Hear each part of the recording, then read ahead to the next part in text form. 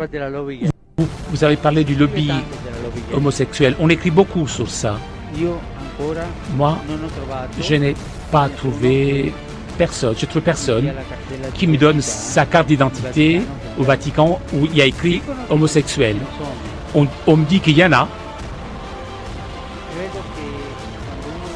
mais je pense que lorsque quelqu'un est avec une personne comme ça, doit faire la différence, doit distinguer. Faire une personne, un homosexuel, et d'appartenir à un lobby. Parce que les lobbies, toutes les lobbies, ne sont pas bonnes. Voilà, ça c'est méchant, ça c'est mauvais. Si une personne est homosexuelle et recherche le Seigneur et a une bonne volonté, qui suis-je pour pouvoir le juger? Le catéchisme de l'Église catholique explique bien tout cela. Midi, attends.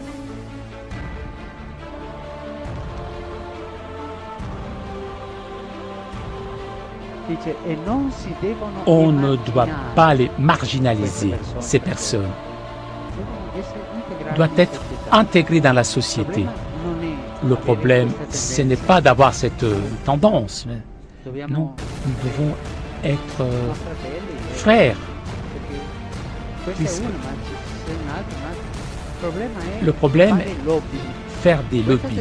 Cette tendance, lobby de politique, de personnes avares, les maçons, voilà le problème le plus important.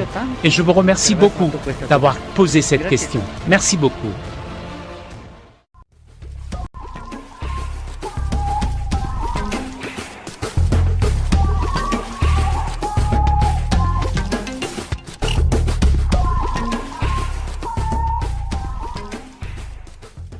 Salut à tous, dans cette vidéo je voudrais vous parler d'un mal qui se répand de plus en plus dans notre société moderne, il s'agit de la pornographie.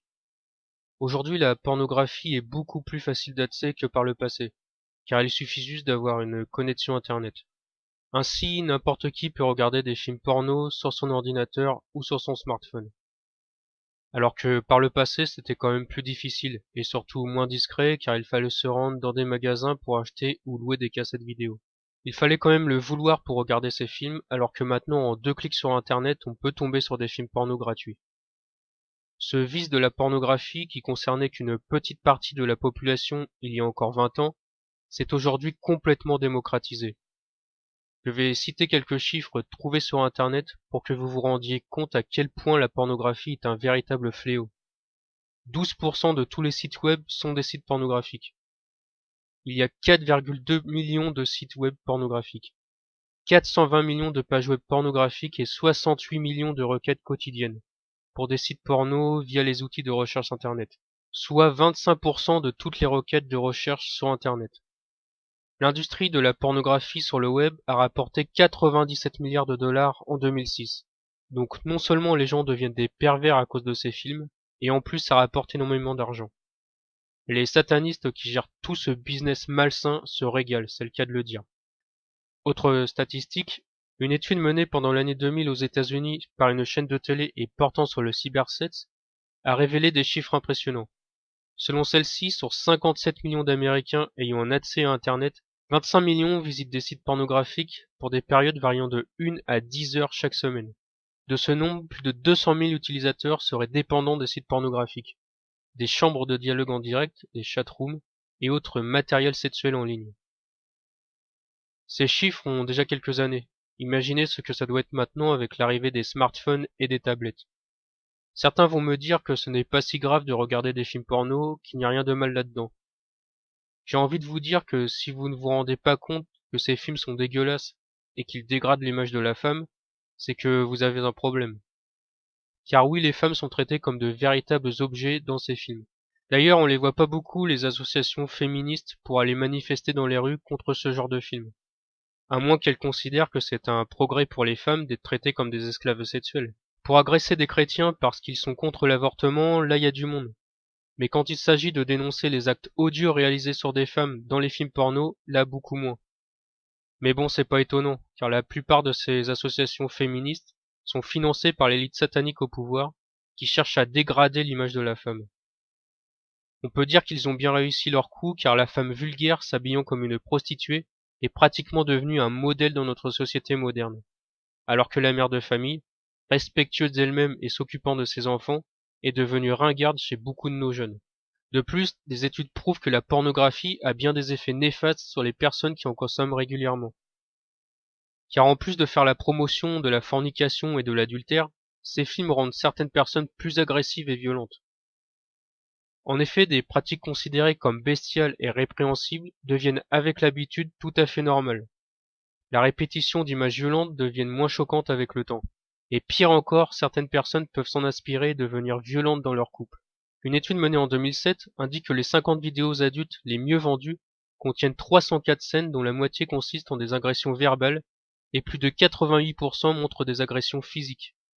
Cela ressemble beaucoup à la violence que l'on peut voir dans les séries américaines grand public. Les gens adorent la violence et en redemandent. Avec le recul, on se rend bien compte que le monde entier est sous la puissance du malin, comme il est écrit dans 1 Jean 5, verset 19. Satan et ses serviteurs sont en train de tout pervertir. La relation sexuelle, qui est à la base un acte d'amour magnifique entre un homme et une femme, devient avec la pornographie quelque chose de sale, de pervers et de violent. Mais le pire avec la pornographie, c'est qu'elle progresse chez les adolescents. Ils sont de plus en plus nombreux à regarder des films pornographiques, et aussi de plus en plus jeunes. La moitié des adolescents, 51%, âgés de 15 à 17 ans, admettent avoir déjà surfé sur un site pornographique. C'est 14 points de plus par rapport à une précédente enquête réalisée en septembre 2013. La première visite sur un site pornographique se fait quant à elle à l'âge de 14 ans et 5 mois. 3 mois plus tôt qu'en 2013. Donc tous ces jeunes ont une image vraiment dégradée de la sexualité. Leurs esprits sont pervertis par des images de fornication dégueulasses. Le but est bien sûr de faire en sorte que ces jeunes deviennent plus tard de véritables pervers, des fornicateurs sans morale ni valeur. Ils seront les parfaits petits esclaves du nouvel ordre mondial satanique. D'ailleurs aujourd'hui on se moque beaucoup des chrétiens qui souhaitent obéir à Dieu et qui préfèrent attendre d'être mariés avant d'avoir des relations sexuelles. Ils sont vus par la majorité des gens comme des arriérés endoctrinés par une religion moyenâgeuse. Satan a tellement perverti le monde que la fornication est presque devenue une qualité. Coucher avec plusieurs personnes dans sa vie est devenu quelque chose de normal, et même d'encouragé. Pour répondre à tous ces gens, on peut citer Ésaïe 5, verset 20. Malheur à ceux qui appellent le mal bien et le bien mal, qui changent les ténèbres en lumière et la lumière en ténèbres, qui changent l'amertume en douceur et la douceur en amertume. Les images pornographiques envahissent notre quotidien. On en voit maintenant même dans la rue, où certaines publicités pour lingerie montrent des femmes de plus en plus dénudées, dans les séries américaines où les scènes de sexe non censurées se multiplient, et même dans les dessins animés pour enfants. On peut parler du film Sausage Party, sorti récemment, où les scènes d'actes sexuels sont nombreuses. Pourtant, ce film a été autorisé pour les enfants de 12 ans et plus. On voit là encore la volonté de nos élites sataniques de pervertir les jeunes générations. La pornographie est devenue une véritable drogue pour certaines personnes qui ont du mal à s'en débarrasser.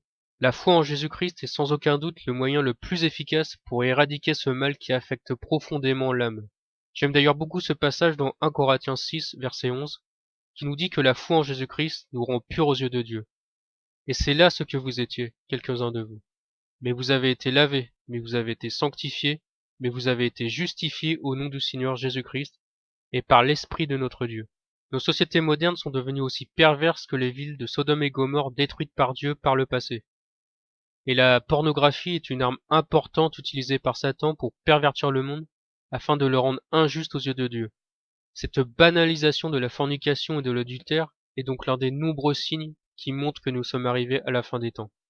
Le jugement de Dieu n'est plus très loin. Soyez bénis.